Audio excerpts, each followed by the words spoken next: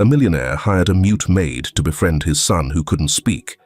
However, a few days later, the billionaire was shocked to hear. The morning sun bathed the waters of Fort Lauderdale in a warm golden glow as small fishing boats, sleek water taxis, and gondolas glided back and forth in an endless rhythm. Reflections danced on the calm surface, stretching toward the stone arches of ancient bridges, as if time itself stood still in this city, suspended between water and sky. Leah Quinn sat at the edge of a shared gondola, a simple vessel ferrying passengers silently across the canal. Her short, curly hair framed a face marked by rugged features, while her worn linen shirt and tattered sandals spoke of a modest life. She kept her gaze lowered, her calloused hands resting quietly on her knees, while the gondolier at the stern propelled the boat with steady, fluid movements. True greatness and freedom, some might say, lie not in seeking attention or admiration, but in living authentically, connected to one's inner self. Pride, in contrast, can blind us to the beauty and value of life's simpler, deeper moments. Suddenly, a polished wooden water taxi sped past the gondola, creating ripples that rocked the smaller boat. As Leah tried to steady herself, she shifted slightly on the bench, drawing soft chuckles from the other passengers. Inside the taxi, a woman dressed impeccably in a white suit and oversized sunglasses leaned toward the open window. "Quite the performance," she sneered, her voice dripping with sarcasm. "Are you rehearsing stunts on that thing?" She let out a dismissive laugh, adding with an even sharper edge as the taxi pulled away, "Thanks for the free show, ugly girl." The other passengers murmured uneasily, some glancing at Leah, but she kept her head bowed. Her hands tightened slightly on her knees as she stared at the bottom of the gondola. The rhythmic splash of the oar and the low hum of the taxi's engine gradually faded, leaving an uncomfortable silence in their wake. When the gondola reached the opposite bank, Leah stepped off carefully, adjusting her worn sandals as she set foot on the dock. Before her stood a grand estate, its Gothic facade towering majestically, with windows and balconies that seemed to watch her like silent witnesses. Taking a deep breath, she climbed the stone steps and knocked softly on the ornate wooden door. The door creaked open to reveal a stern-faced woman with her hair pulled back into a flawless bun. She studied Leah intently before speaking. "Are you Leah Quinn?" the woman asked, raising an eyebrow. Leah gave a brief nod, remaining silent. "Come in. We've been expecting you," the housekeeper said, stepping aside to let her enter. "You'll start immediately. The last maid was let go for making Mr. Paul Carter's son cry." Leah bowed her head respectfully and stepped into the estate, where the dimly lit grand halls and the echo of her footsteps created an almost oppressive silence. The housekeeper led her to a tiny servant's room, barely lit by a small window overlooking the inner courtyard. The peeling walls and narrow bed, with its thin mattress, seemed to hold the echoes of those who had lived there before her. "The agency told me you don't speak," the housekeeper said, adjusting her bun with a precision that felt almost militaristic. "Good. That suits me just fine. You listen, observe, and stay quiet. Perfect. Put on the uniform lying on the bed and come back in 5 minutes to receive your first instructions." Leah nodded silently, keeping her gaze down as the woman left with a sharp swish of her skirt. The door closed behind her with a thud that echoed through the small, quiet room. Leah sighed and glanced at the grey uniform with a white apron laid neatly on the bed. She changed quickly, folding the clothes she had brought in her worn-out backpack with care. A few minutes later, she arrived in the estate's kitchen. The room was large but dimly lit, filled with wooden shelves holding fine china and utensils that looked barely touched. The housekeeper eyed her with a mix of approval and disdain as she stepped inside. "Prepare some toast with bitter orange marmalade and pair it with fresh fruit. Maybe pears," the housekeeper instructed. "Take it to the terrace and serve it to young Alan Carter, the son of Mr. Paul Carter, the owner of the estate. But do it without speaking." The housekeeper paused and let out a laugh that echoed cruelly in the empty kitchen. "Oh, that's right. You don't talk." She rolled her eyes with a mocking smile and added, loud enough for Leah to hear, "Mute, but not deaf. You'll be perfect for this job." She turned away, her laughter fading as she busied herself organizing utensils on the central table. Leah stood frozen for a moment, her expression unreadable, though her hands clenched the apron tightly as if trying to tear the fabric. She quickly regained her composure and began preparing the toast with precise, deliberate movements, letting her focus shift entirely to the task at hand. Being different isn't a flaw. It's the mark of a unique universe revealing itself in every step. The less traveled paths, often misunderstood, lead to life's most authentic truths.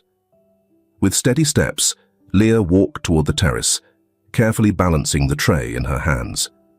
The golden sunlight illuminated the worn tiles, and the air carried a soft scent of climbing flowers. As she stepped across the threshold, she paused for a moment, observing an elegant woman lianing toward a boy seated at a small table with an open notebook. The boy, with dark hair and large, bright eyes, seemed to be intently following her instructions. The woman gestured animatedly, guiding a drawing with her finger as she spoke in a low, almost condescending tone.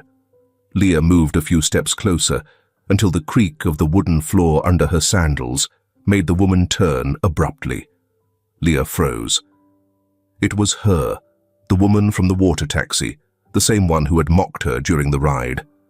Now impeccably dressed in a tailored cream linen suit and heels that clicked with authority, she raised an eyebrow at Leah. Her red-painted lips curled into a smirk of disdain. "You!" the woman exclaimed, her voice a mix of surprise and irritation. "The clumsy girl from the ride who nearly fell into the water. You scared me. Can't you announce yourself before barging in?" Leah stayed silent, the tray still steady in her hands, though her fingers trembled slightly from nervousness. Her eyes instinctively dropped to the ground. The boy at the table watched her curiously, as if sensing something others couldn't see. The woman stepped closer, her smile more mocking than welcoming. "Ah, I see now," she said, her words dripping with sarcasm, drawing them out slowly. "Are you mute or deaf-mute?" Leah raised her head slightly, her movements slow and deliberate, and pointed to her ears while nodding. The woman let out a short, dry laugh. "Well, well. So you did hear what I said while you were wandering around, huh?" Her tone turned even more mocking as her eyes scanned Leah from head to toe. "Go on. Set that tray on the table and I am very busy." Leah, moving almost mechanically, walked to the table, carefully placed the tray down, and stepped back. But the woman wasn't done yet. "As you can see, I'm his nanny, his tutor. But not just any tutor. I'm a speech therapist, a specialist, unlike you." She emphasized the last word with a sneer, her disdain unmistakable. "You're no professional." She leaned forward slightly, as though sharing a cruel secret. "Oh, and don't even think about bothering Alan. Got it? He can't talk either, but it's temporary.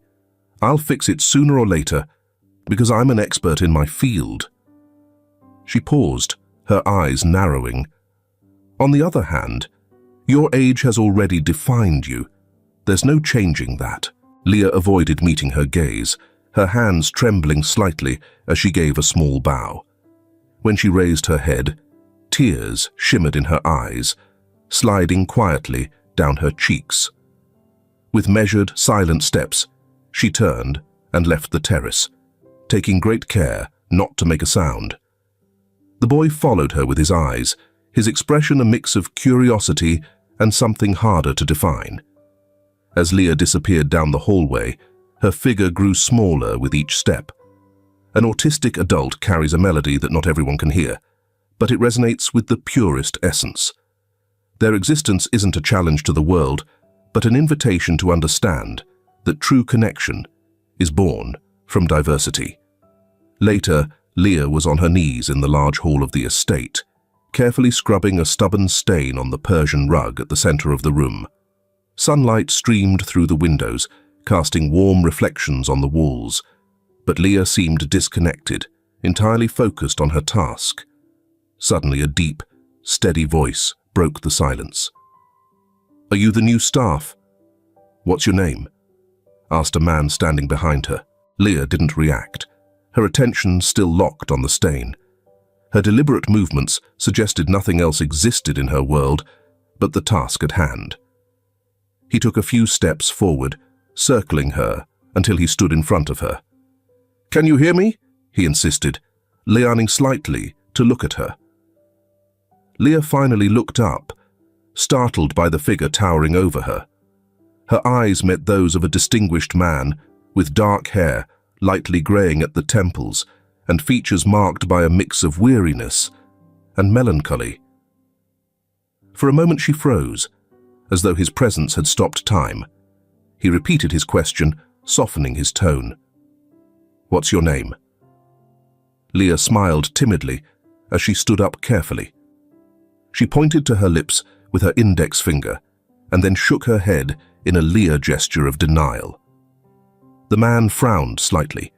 "You can't speak?" he asked, surprised. Leah slowly shook her head again. "But you can hear me, right?" he continued. Leah smiled again and nodded in confirmation. That's when he noticed the simple medal hanging from her neck. In her delicate handwriting, a single name was engraved on the medallion. Leah. "Is your name Leah?" he asked, pointing to the necklace. She nodded and gave a small bow, avoiding direct eye contact. The man observed her with a curious expression that shifted from surprise to a blend of interest and compassion. "Why can't you talk?" he asked, his tone softening. Leah shrugged, raising her hands in a gesture that seemed to say, "I'm not really sure." "And how do you communicate if you can't speak?" he pressed. Leah lifted her hands and moved them gently in front of him, a bright smile lighting up her face. "Oh, you use gestures with your hands," he guessed, trying to piece it together. Leah nodded again, but then mimicked writing in the air. So you also write to communicate," he said, smiling faintly. "How fascinating," he murmured. Leah then placed a finger to her lips and mimed playing a violin. He raised an eyebrow as he tried to decipher her actions. "Do you mean you also communicate through music? Wait, do you play the violin?" Excited, Leah nodded vigorously before switching to a gesture that mimicked playing a flute. "You play the flute too?" he asked, Leah impressed. She confirmed with another nod, her smile growing wider while her eyes stayed shy, carefully avoiding prolonged eye contact. The man sighed, pausing before saying, "Wow, young lady, you've learned to express yourself in ways that are truly special. My son, though, he hasn't found a way to communicate at all." Leah noticed the shift in his tone and quickly pulled a piece of paper and a pencil from the pocket of her apron. With smooth, deliberate strokes, she wrote, "I'm autistic. Why can't your son speak? Is he autistic too?" The man took the paper, reading the words, then held it for a moment as though it carried a weight far greater than it appeared. "You have beautiful handwriting, Leah," he said, with a melancholic smile. "I see that you have autism." He paused, his gaze drifting off to some distant point, before continuing. "My son, he lost the ability to speak 2 years ago. It happened after—" He drew a deep breath, each word seeming like a struggle. "After his mother passed away." A heavy silence settled between them, as though even the sunlight filtering through the windows had dimmed. Leah tilted her head slightly, a silent gesture of empathy, while the man's eyes lingered on the paper in his hands, unmoving. He added, caught between sorrow and reflection, that trauma is like a wildfire that consumes words. But even in its ashes, gestures, whispers, and glances can grow, sprouting into a new language. Elsewhere, on the terrace of the estate, Alan sat at a small wooden table, his exercise book in front of him, a pencil dangling loosely in his hand as if it were too heavy to hold. Across from him, his therapist, Mrs. Vanessa Torres, as polished as ever, leaned forward, her expression a mix of impatience and condescension. "Come on, Alan," she urged. "Say the word with me. Mama, it's easy." She exaggerated each syllable as if speaking to someone incapable of understanding. Alan kept his head down, his eyes fixed on the notebook where only a few shaky lines had been drawn. With his tiny fingers, he began to scrape his nails along the edge of the paper, as if searching for some sort of escape in the friction. The therapist sighed heavily. "You can't just sit there doing nothing. Make an effort. If you don't try, you'll never improve." Her voice hardened, carrying an air of authority that echoed throughout the room. The boy, visibly shrinking into himself, clutched the notebook tightly and hugged it against his chest. His breathing quickened, and his body trembled slightly, the movement barely noticeable. "Look at me when I'm speaking to you, Alan," demanded Mrs. Torres, standing abruptly. When he continued staring at the floor, she leaned down and grabbed his chin, forcing him to meet her gaze. His eyes, filled with an unfathomable sadness, met hers. "See, this is how you improve. Now repeat after me. Mom, Mom." Her voice pressed on each syllable insistently. Alan averted his gaze again, as though the very word burned him. He let the notebook fall onto the table with a faint thud, crossing his arms and turning toward the back of the chair. Silent tears streamed down his cheeks, though he made no sound. Unnoticed, Leah had arrived on the terrace, carefully balancing a wooden tray in her hands. She froze at the doorway, hearing the tension in the therapist's voice. Her eyes settled on Alan, and her expression softened as she noticed his distress. She stood still, seemingly forgetting the tray she carried. "Stop acting like a baby, Alan," exclaimed Mrs. Torres, slamming her hand on the table, causing the boy to flinch. "Other kids your age are progressing so much faster, but you're not even trying." Alan, retreating further into himself, covered his ears with his hands, trying to block out words that hit him harder than any noise. His body began to rock slightly, back and forth, seeking comfort in the movement. Unable to watch any longer, Leah stepped forward. The faint creak of the tiles made the therapist snap her head around abruptly. "What on earth are you doing here?" she barked, her voice dripping with anger as she glared at Leah. "Don't you know you're not supposed to interrupt sessions? This is serious work, housemaid." Leah remained motionless, her gaze fixed on Alan, whose eyes lifted to hers with a mixture of curiosity and relief, as if her presence had momentarily soothed the chaos. "What are you looking at?" the therapist continued with a sarcastic smirk. "Mute and meddlesome. Just great. Leah the tray on the table and get out. We've had enough interruptions for one day." Leah moved slowly, her steps nearly silent. She placed the tray near Alan, with careful, gentle motions, but didn't Leah immediately. Instead, she slid a small piece of sliced pear from the edge of the plate toward the boy. He took it with trembling hands, gripping it as though it were a treasure. Mrs. Torres rolled her eyes. "Fine, you can go now. As you can see, we don't need someone who can't even speak properly. You are a detrimental influence on this boy. He requires a professional, not a maid." Her words were sharp, but Leah ignored her. Bowing her head respectfully, she stepped back, leaving Alan with the fruit in his hands. Before disappearing through the doorway, Leah glanced back at the boy one last time. He returned her look with a faint smile, as though her presence had brought him a brief moment of solace. At that moment, the therapist noticed the connection between them and frowned, her lips pressing into a tight line. Leah displeased. "Now I understand," she muttered under her breath. "You're a distraction to the therapy sessions. We'll need to ensure you don't interfere again." Leah, standing just outside on the terrace, froze in place as the woman's words reached her ears. Her expression darkened. She cast her eyes downward, gripping the edges of her apron tightly, as if silently vowing not to remain invisible much longer. Silence isn't voicelessness. It's a language few understand. The loudest cries often don't come from the mouth, but from a soul brave enough to echo without words.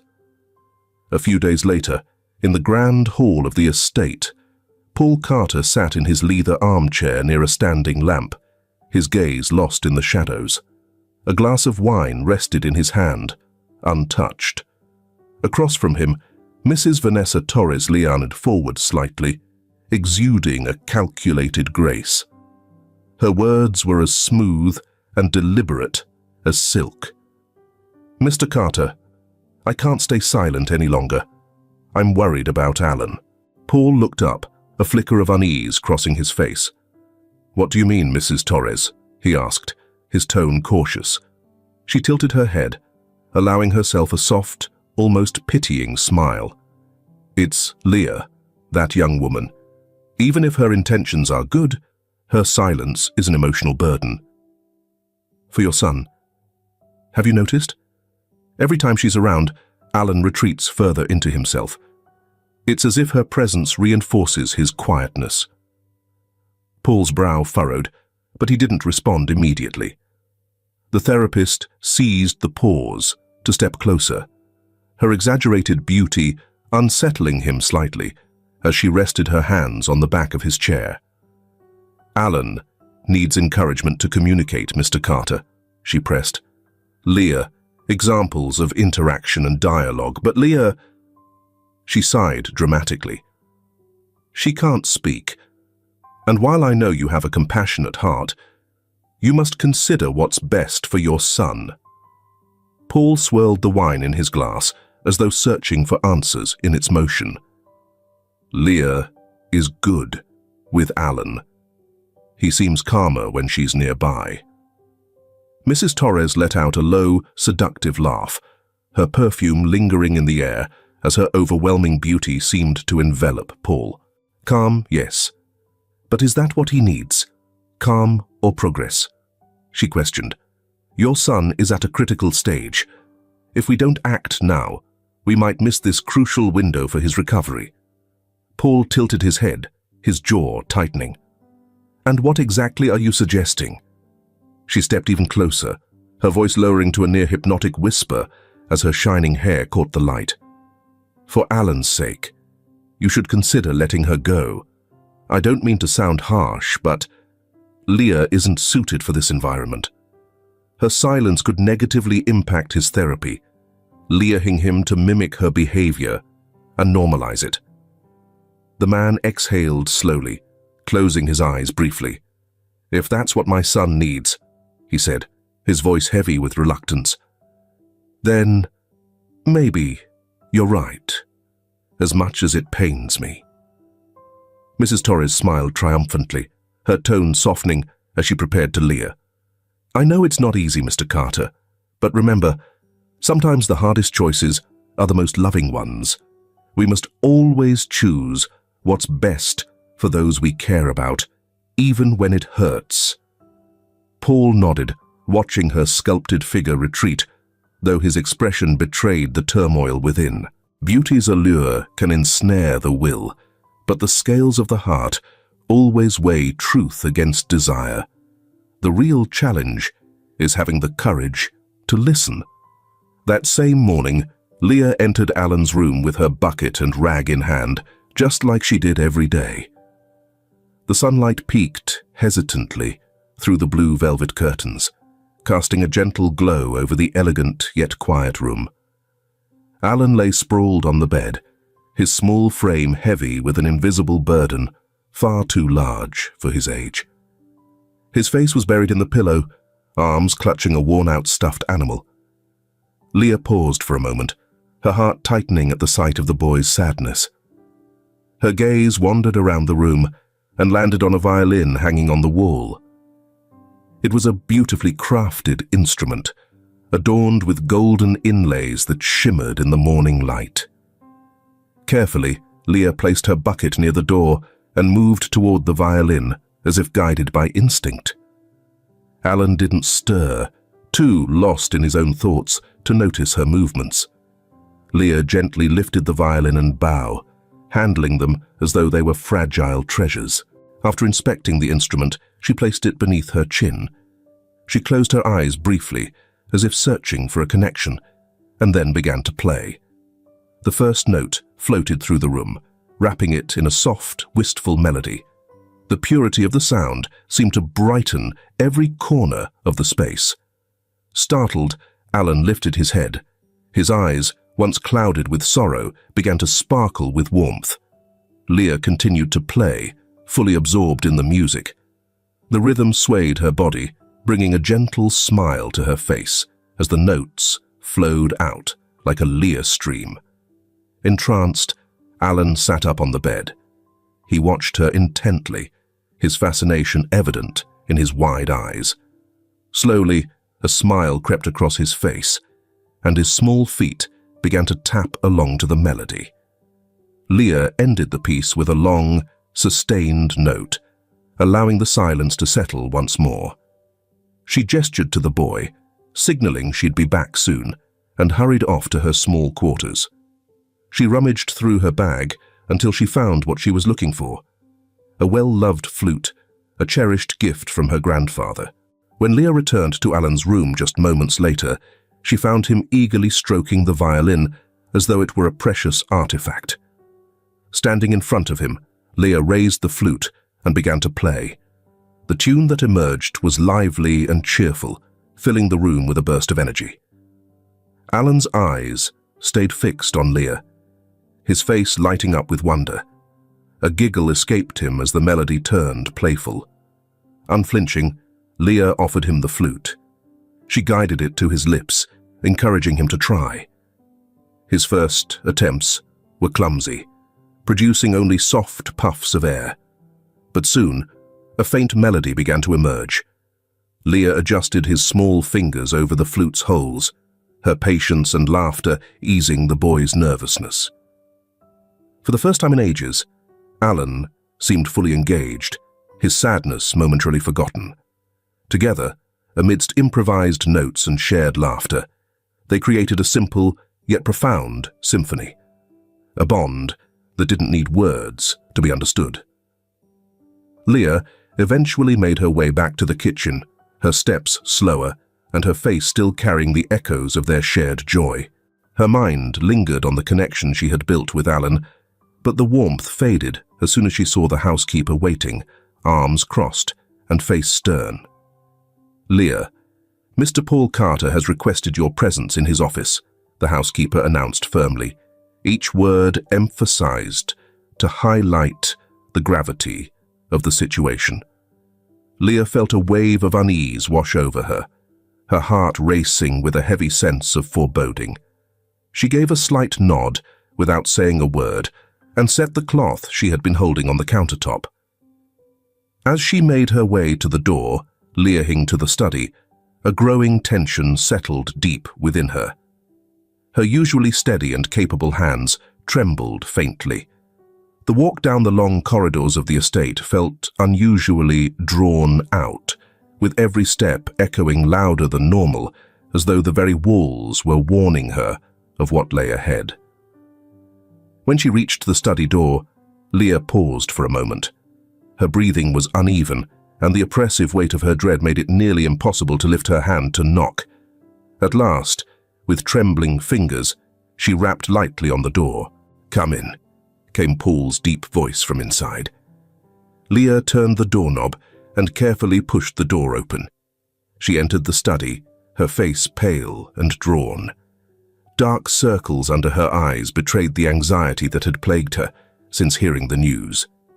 She closed the door behind her, slowly, almost hesitantly, her hands clutching the edge of her apron.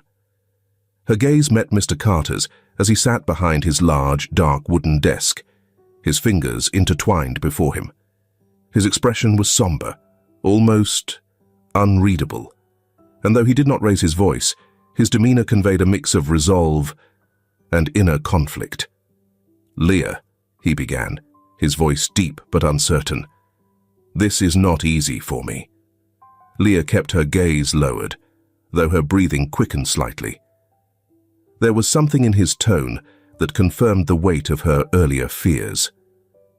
"I want you to know how much you've meant to this household," Paul continued, his voice faltering for a moment, before he steadied it again. "Alan."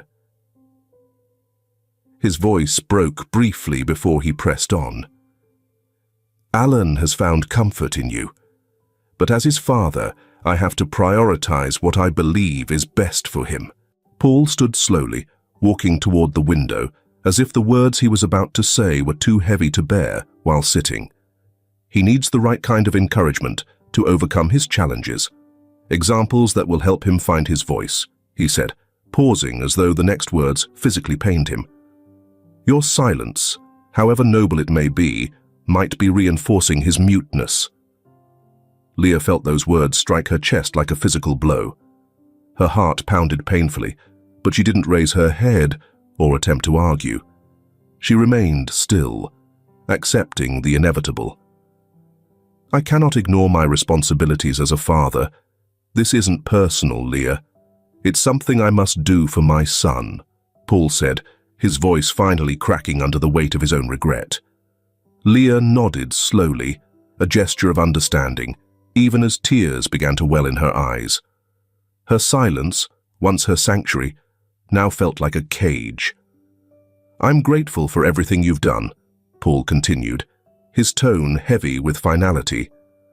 "But as of today, your services will no longer be required." He returned to his chair, sitting as though the decision had drained him completely. Leah bowed her head in a gesture of respect, and as she straightened, a single tear slipped down her cheek. Without uttering a word, she turned and left the study with measured steps, closing the door softly behind her. As she made her way back to her small servants' quarters, each step felt heavier than the last, as though she were carrying the weight of her sorrow with her. Her hands trembled as she gathered her meager belongings, a couple of changes of clothes, a battered notebook where she occasionally jotted down her thoughts, and the worn flute that had always been her companion. Each item she placed into her bag brought back memories of her time in the estate. Before closing the door to her small room, she took one last look at the narrow space that had served as her sanctuary. A deep sigh escaped her lips. Then, without glancing back, she began her walk toward the exit. The sound of her footsteps echoed through the empty hallways, and the estate, once a symbol of hope, was now fading into a distant memory. Sacrifice isn't always a choice. Sometimes it's simply the cost of unconditional love. In that chasm of pain lies the profound strength of hearts that speak without words. Paul Carter, visibly distraught, stepped out of his office with heavy strides. His face, etched with exhaustion and melancholy, bore the weight of the decision he had just made. He made his way to the grand hall, where the somber afternoon light poured through the tall windows, casting a golden glow that mirrored his mood. Reaching the leather armchairs by the fireplace, he sank into one, holding a glass of wine. He had no intention of drinking. His fingers drummed softly against the glass as he stared at the floor, seemingly searching for answers in the shadows cast upon the tiles. It was then that the impeccable figure of Mrs. Vanessa Torres appeared in the doorway. As elegant and commanding as ever, her graceful strides echoed in the room, the click of her heels on the marble floor setting a steady rhythm. She wore a cream-colored dress that accentuated her refined demeanor, and her lips curved into a subtle, knowing smile. "Mr. Carter, you seem troubled," said the governess, approaching cautiously. Her tone carried a delicate mix of curiosity and calculated empathy. "Is everything all right?" Paul barely looked up, his eyes clouded with doubt and sorrow, though he couldn't help but register her striking beauty. He spoke softly, barely audible above a whisper. "It's done, Mrs. Torres. Leah is no longer part of this household." For a brief moment, surprise flickered across Vanessa's face, but it was quickly replaced by an expression of carefully concealed satisfaction. She settled into the chair opposite him with practiced ease and crossed her legs with studied elegance. "Mr. Carter, I know this decision wasn't easy for you," she said, her tone softening. "But I want you to know you've made the right choice. Alan is at a critical stage, and any inappropriate influences could hinder his progress." Paul nodded slowly, his gaze returning to the untouched wine in his glass. He swirled the dark liquid in slow, contemplative circles, though his expression suggested he found no solace in it. "I just hope this is truly what's best for him. Nothing is more important than his recovery," he murmured, more to himself than to her. Vanessa's smile widened, this time no longer concealing her satisfaction. Her tone turned almost laudatory as she added, "You are an admirable man, Mr. Carter. Alan is fortunate to have a father willing to make such difficult decisions for his sake. I'm confident this step will lead to great progress for him." Paul remained silent, his thoughts seemingly miles away, as the housekeeper approached with a tray of afternoon refreshments. In even the most justifiable actions, the heart often finds itself caught between the necessity of reason and the lingering echoes of regret. The minutes ticked by unbothered, the silence in the grand mansion interrupted only by the steady ticking of an antique clock perched on the mantel. The housekeeper stood beside a marble table, her posture rigid, hands clasped neatly in front of her. Paul Carter remained seated in a leather armchair, his gaze locked on the fireplace. His expression was serious, almost haunted, as though trying to convince himself he had made the right choice. Standing nearby, Mrs. Vanessa Torres wore a faint, almost triumphant smile she could barely contain. Then, the sound of measured, deliberate footsteps echoed from the hall. All eyes turned toward Leah. She stepped into the room, dressed simply, a modest backpack slung over one shoulder. Her head was bowed, but her steps were steady and resolute. Reaching the edge of the grand entryway, she paused, her silhouette outlined, as if bidding farewell to a home that had only briefly been hers. A tight knot formed in Paul's stomach, a sharp pang of regret cutting through him. He had made this decision for his son's sake, but his heart wavered. Leah had proven herself to be kind and deeply caring toward Alan. Still, he clenched his fists, reminding himself to stay strong. For Alan's well-being, he told himself, this was necessary. Suddenly, a child's voice broke through the stillness. "Don't go, Leah." Paul's head whipped around, his eyes wide with shock as he leapt to his feet. At the top of the grand staircase stood Alan, his bright, tear-filled eyes locked on Leah. His voice, full of urgency and raw emotion, echoed through the room, shattering the heavy silence that had defined so much of his young life. Paul froze, a wave of disbelief sweeping over him. His son had spoken. The words he had dreamed of hearing for so long had finally been spoken aloud. Mrs. Torres stood dumbfounded for a moment before quickly recovering, her mind racing. A flicker of anger flashed in her eyes before she masked it with a gleaming look of satisfaction. Moving swiftly toward Paul, she threw her arms around him in a dramatic embrace. "We did it!" she exclaimed, her voice ringing with excitement. "My sessions were a success. Alan spoke because of my therapy." But Paul wasn't listening. His attention was entirely on his son. Without hesitation, He rushed to the stairs, where Alan had stepped down a few steps, his small arms reaching toward his father. "You did it, my boy!" Paul cried, scooping Alan into a tight embrace filled with love and pride. "You spoke! You did it!" Leah, on the verge of leaving, abruptly came to a halt. Hearing Alan's voice, she turned around slowly, tears welling in her eyes.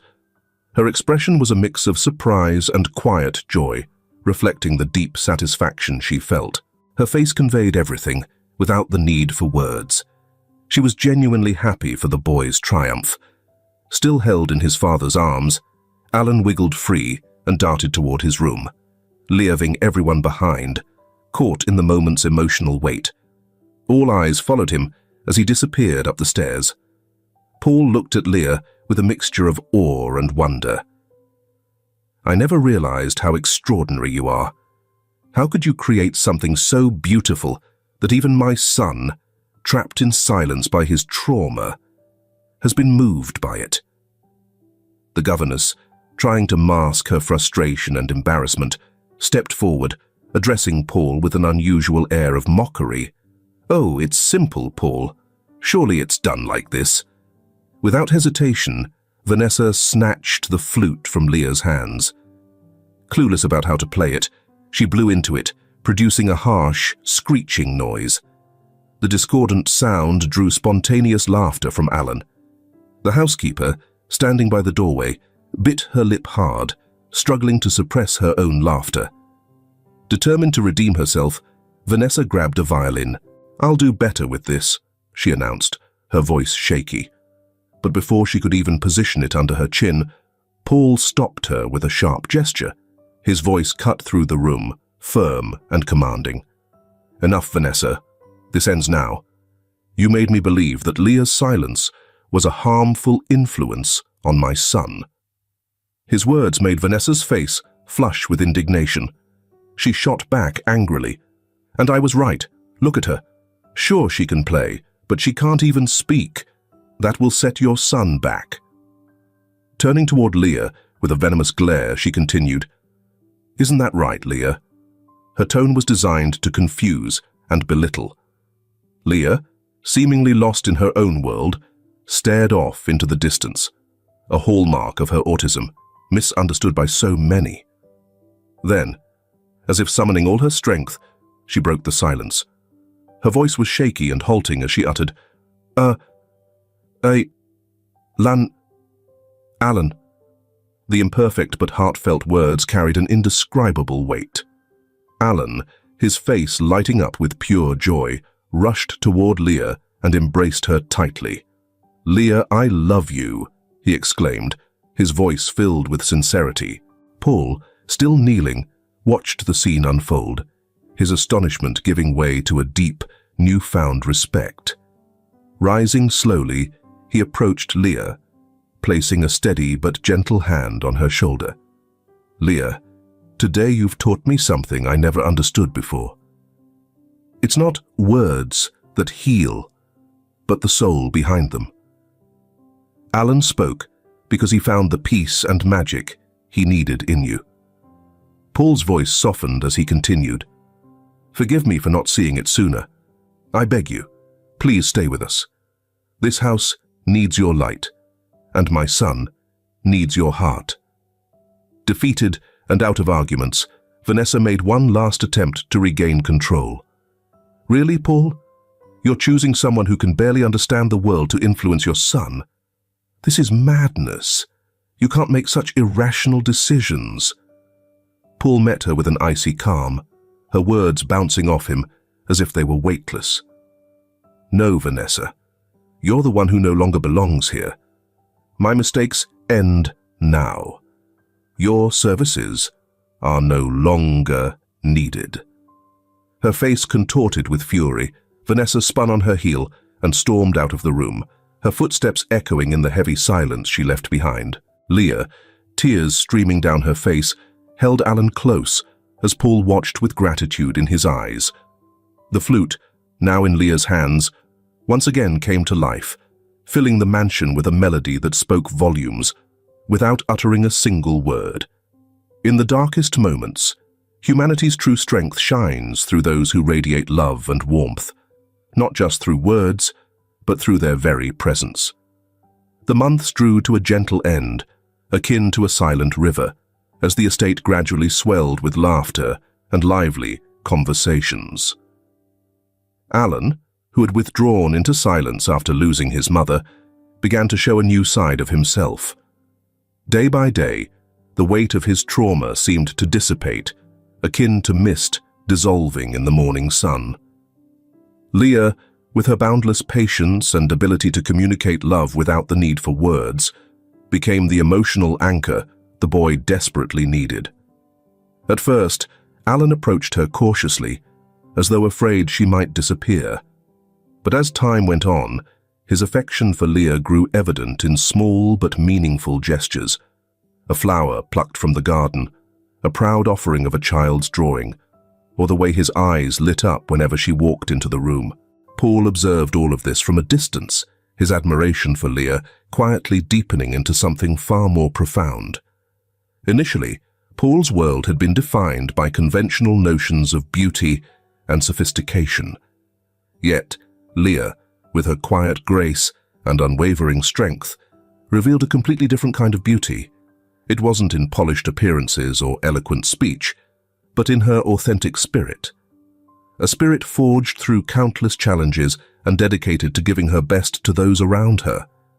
The way Leah played the violin, the flute, or simply sat beside Alan seemed to carry a magic Paul had never experienced before. Over time, their bond grew, not in grand displays, but in the simple moments they shared. Paul began finding excuses to spend time with her, spontaneous dinners where he cooked, walks in the garden with Alan, and evenings on the terrace, enchanted by her music under the stars. On those nights, the estate seemed to pulse with a warmth it had never known. A year later, beneath the bright blue skies of spring and surrounded by close friends and loyal staff, Paul and Leah stood before the altar in the estate's chapel. Alan was by their side, dressed sharply but beaming with the innocent joy that lit up the entire ceremony. Leah, wearing a simple white dress that reflected her purity and authenticity, held a small bouquet of wildflowers.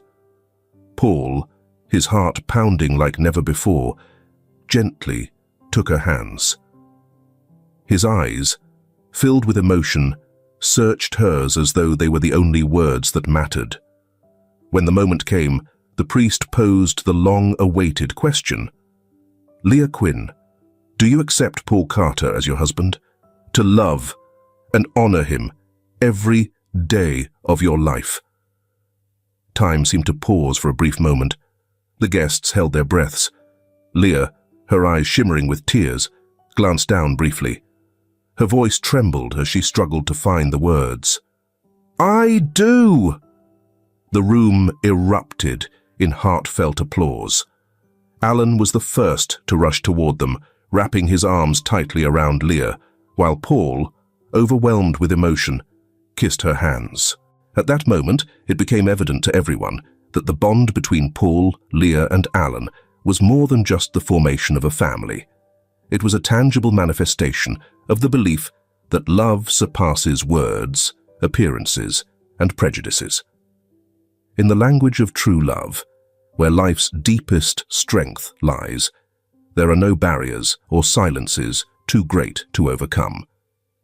If this film touches your heart, leave your mark with a like, and don't forget to subscribe to our channel to explore more meaningful stories with us. Share your feelings with us and tell us your own stories. Every word you share is a building block that helps create our strong and enduring community. Together, we'll create a warm space where everyone can share and connect.